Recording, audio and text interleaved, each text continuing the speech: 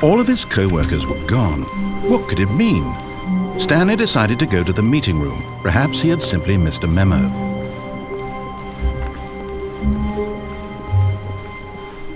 When Stanley came to a set of 2 open doors, this was not the correct way to the meeting room, and Stanley knew it perfectly well.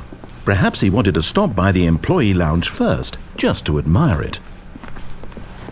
The lounge was grand, majestic, but eager to get back to business, Stanley took the first open door on his left. Stanley was so bad at following directions, it's incredible he wasn't fired years ago. Look, Stanley, I think perhaps we've gotten off on the wrong foot here. I'm not your enemy, really, I'm not. I realize that investing your trust in someone else can be difficult, but the fact is that the story has been about nothing but you all this time. There's someone you've been neglecting, Stanley. Someone you've forgotten about. Please, stop trying to make every decision by yourself. Now, I'm not asking for me, I'm asking for her. This is it, Stanley. Your chance to redeem yourself, to put your work aside, to let her back into your life. She's been waiting. That's her, Stanley. You need to be the one to do this, to...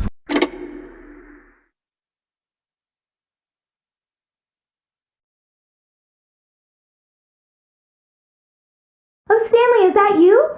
Hold on, sweetie. Sorry to keep you waiting. I'm just pulling the bread out of the oven. All right. Okay, there we go. All right, now, I want you to come in and tell me all about your day. Gotcha! Oh, come on. Did you actually think you had a loving wife who'd want to commit their life to you? I'm trying to make a point here, Stanley. I'm trying to get you to see something. Come inside. Let me show you what's really going on here. This is a very sad story about the death of a man named Stanley.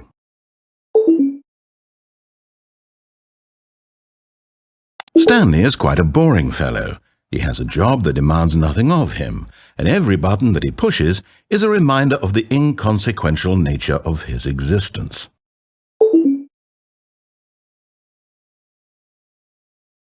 Look at him there, pushing buttons, doing exactly what he's told to do.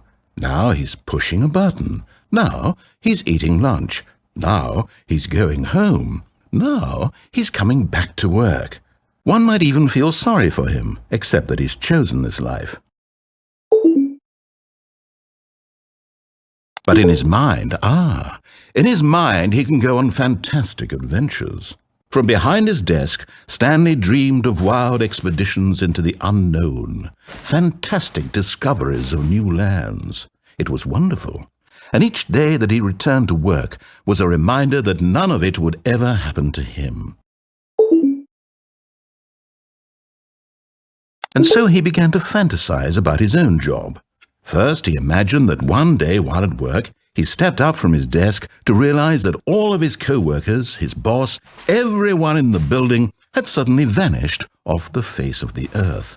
The thought excited him terribly. So he went further. He imagined that he came to 2 open doors and that he could go through either. At last, choice. It barely even mattered what lay behind each door. The mere thought that his decisions would mean something was almost too wonderful to behold.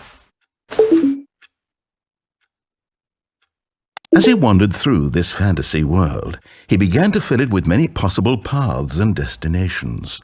Down one path lay an enormous round room with monitors and mind controls.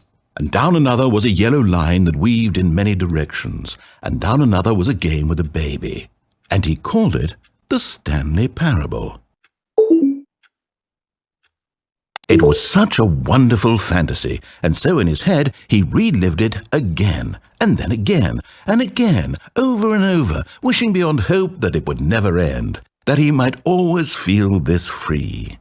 Surely there's an answer down some new path, mustn't there be? Perhaps if he played just one more time. But there is no answer. How could there possibly be? In reality, all he's doing is pushing the same buttons he always has. Nothing has changed. The longer he spends here, the more invested he gets, the more he forgets which life is the real one. And I'm trying to tell him this, that in this world he can never be anything but an observer, that as long as he remains here, he's slowly killing himself. But he won't listen to me. He won't stop. Here, watch this. Stanley, the next time the screen asks you to push a button, do not do it.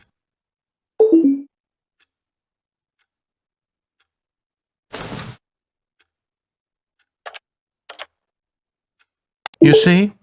Can he just not hear me? How can I tell him in a way that he'll understand that every second he remains here, he's electing to kill himself?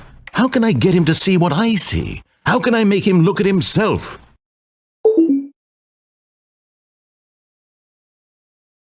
I suppose I can't, not in the way I want him to. But I don't make the rules. I simply play to my intended purpose, the same as Stanley. We're not so different, I suppose. I'll try once more to convey all this to him. I'm compelled to. I must. Perhaps, well, maybe this time he'll see. Maybe this time. And I tried again, and Stanley pushed a button. And I tried again, and Stanley pushed a button. And I tried.